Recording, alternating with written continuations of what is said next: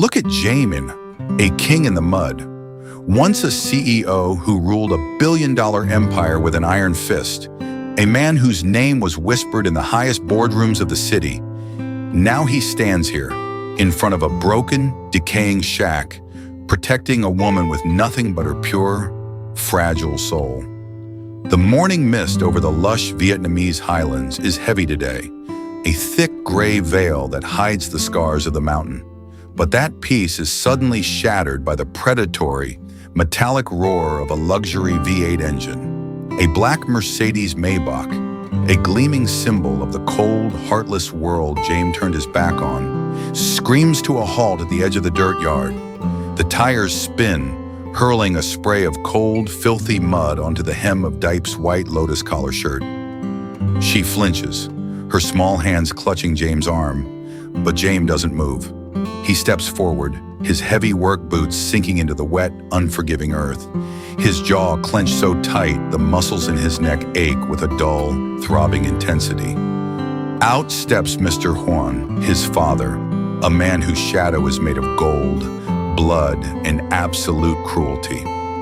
Mr. Juan looks at the shack with a sneer of pure disgust, his eyes scanning the rotting wood and the rusted nails. He then looks at Jame's sweat-stained shirt, the grime under his fingernails, and finally at Diep, with a gaze that treats her like a disease, a stain on the family legacy. Without a single word of greeting, without a flicker of fatherly warmth, the billionaire's hand strikes Jame's face. The sound of the slap is not just a sound, it is a gunshot that echoes through the silence of the valley, scaring the birds from the trees. Jame's black-rimmed glasses are knocked askew, hanging precariously off one ear, as a vivid, angry red welt blooms across his cheek. He doesn't strike back. He doesn't even raise his voice. He slowly, methodically reaches up with trembling, dirt-stained fingers to adjust his glasses, staring back at his father with eyes that hold 1,000 years of broken pride and silent rage. He chose love over a throne, and today, the empire has come to collect the first installment of his misery. As the Mercedes Maybach retreats, leaving behind a suffocating cloud of dust and the sharp, artificial smell of expensive gasoline, Jame stands motionless like a statue of stone. The silence that follows is not peaceful. It is heavy and suffocating, a physical weight that threatens to crush the small shack behind him. Diep rushes to him, her eyes already red and swollen with hot, salty tears. She uses her trembling, pale hands to cradle his face, her touch as light as a feather on the burning, throbbing bruise. Jame gently, yet firmly, pulls her hands away. He cannot let her see the tears burning behind his glasses. He cannot let her see the king inside him crumbling. Instead of speaking, he turns away and walks toward a pile of heavy, splintered timber.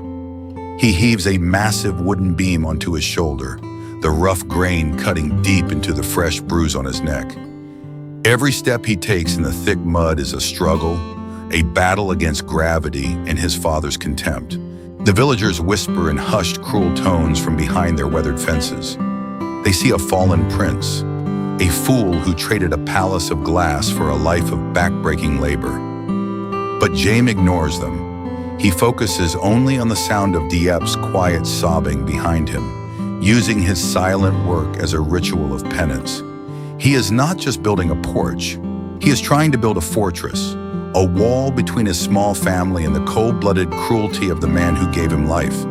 His hands are blistered and raw, the blood from his palms seeping into the thirsty wood, but he refuses to stop. He wipes the grime from his brow with a bloody hand, his glasses sliding down his nose as he bends to lift another heavy stone, his heart beating a rhythm of defiance against the world. But the 270-second mark of their fragile peace is about to explode.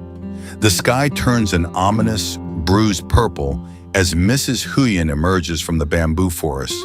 She is not carrying comfort. She is carrying a yellow envelope that seems to weigh more than the mountain itself. Her face is a mask of absolute terror as she approaches Jame. who is now drenched in a cold, sudden mountain downpour. Mrs. Huyen drops the envelope on the rough-hewn wooden table, the paper immediately soaking up the moisture. "Jame, he knows," she whispers, her voice cracking like dry wood. "Mr. Huan didn't come here just to strike you. He has already filed the legal paperwork to take Nai back to the city, to claim her as the property of the corporation." Jame's hammer freezes in midair. The shock is so violent that his breath hitches. He drops the tool, and it disappears into the mud with a dull, final thud. His only anchor, the little soul named Nai, is now the target of a billionaire's cold-blooded revenge. He reaches out to touch the wet envelope, his fist clenching until the knuckles are white. Jame looks at the yellow envelope, then at the door of the shack where Nai is sleeping, feeling the invisible walls of his father's empire closing in on his mountain sanctuary. The night descends upon the mountain shack not with peace, but with a cold, suffocating darkness that feels like a physical weight on Jame's shoulders. The yellow envelope remains on the table, its edges curling under the damp, heavy air of the storm. Jame stands by the window, staring out into the abyss of the rain-drenched valley. He doesn't move, his reflection in the dark glass revealing a man whose spirit is being ground down by his own bloodline. He can feel the throbbing pulse in his cheek where his father's ring left a permanent mark, a brand of ownership from a world he thought he had escaped. Diep is in the corner, her silhouette trembling as she tries to hush Ni's soft cries. Every whimper from the child is like a dagger in Jame's heart. He is a king who has lost his crown, a father watching his fortress turn into a cage. He reaches out to touch the cold, splintered wood of the window frame, searching for a way to hold the world together. Jame turns away and walks toward the flickering oil lamp. He sits down and picks up a rusted iron file, beginning to sharpen an old bent crowbar. The screeching sound of metal against metal echoes through the small room like a scream of defiance. He doesn't look at Diep, but he knows she is watching him, her eyes filled with a terror that no words can soothe. He is no longer analyzing corporate takeovers. He is calculating the distance between his porch and the headlights that will inevitably return. He stops for a moment and looks at his hands.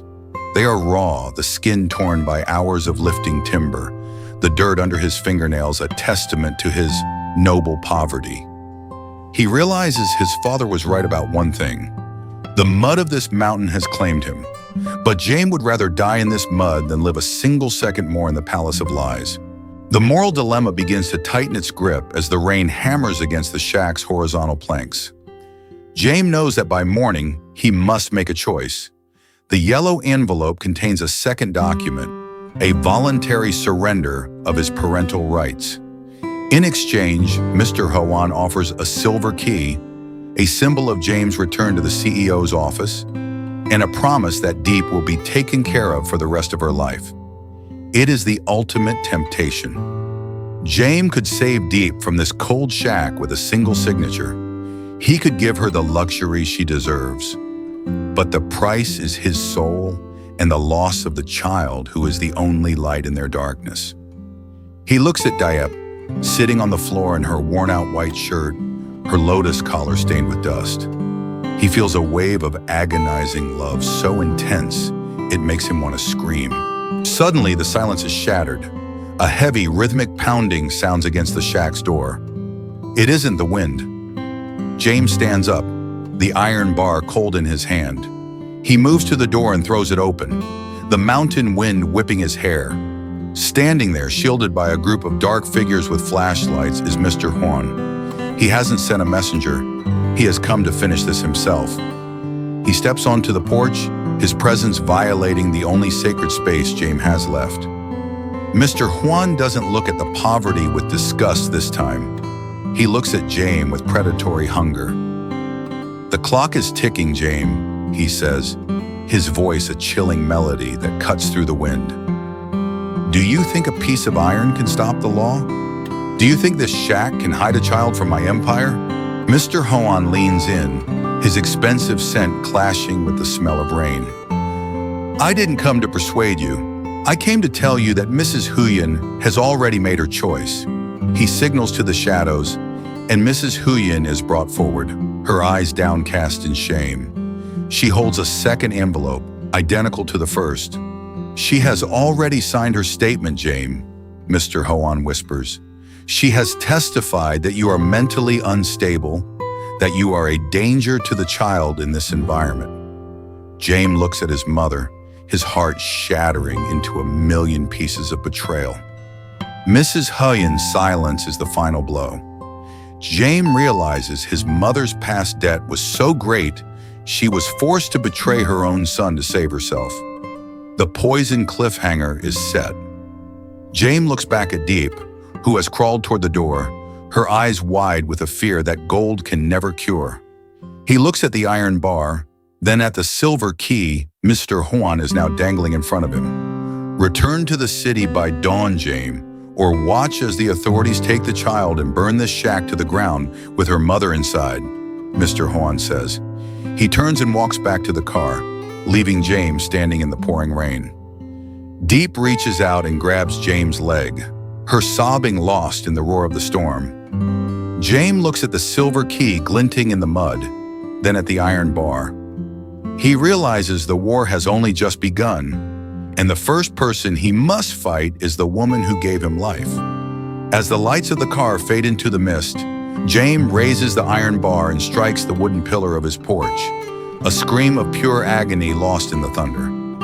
Cuộc đối đầu lên đến đỉnh điểm khi ông Hoang trực tiếp xuất hiện, không chỉ nhục mạ Jame mà còn mang theo kế hoạch pháp lý nhằm tước đoạt bé Nhi như một tài sản của tập đoàn. Lá thư đầu hàng, quyền làm cha trở thành cái bẫy tàn nhẫn, đổi lấy quyền lực và sự an toàn cho Diệp. Jame phải từ bỏ quá khứ duy nhất của mình. Sự phản bội đau đớn nhất của mẹ Huyền khi bà ký vào lời khai chống lại con trai khiến Jame nhận ra cuộc chiến không còn đơn giản là chống lại đế chế mà là chống lại chính máu mủ của mình. Khi chìa khóa bạc nằm trước mặt và thanh sắt trong tay run rẩy, Jame hiểu rằng bình minh sẽ buộc anh ta lựa chọn ngai vàng để cứu gia đình hay ở lại và đánh đổi tất cả để giữ lấy tình yêu và danh dự.